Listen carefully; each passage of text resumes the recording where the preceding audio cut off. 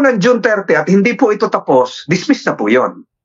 Ayun. Dismiss na po yon. So wala na pong jurisdiction si 20th Congress kahit magsasalita sila doon, i-consider nila, wala silang jurisdiction.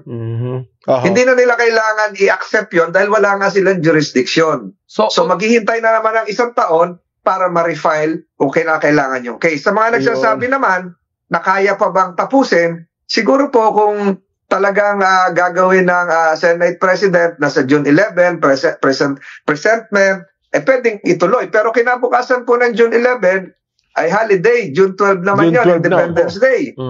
Sinidje adjournment ang 13. Pero wala ang 19th Congress, ang buhay po niya ay hanggang June 30. Kung talagang papaspasan, araw at gabi, 24 oras, ay wala pong imposible doon kung gusto nilang ituloy. Pero yung akin pong teorya, hindi po ito teorya, back up by jurisprudence po ito. Kasi siguro po, hindi sa pagyayabang, ang pagkakaiba ko po dito, pinag-aralan ko po yung US Constitution at ako po ay nag-bar exam din ng US Constitution.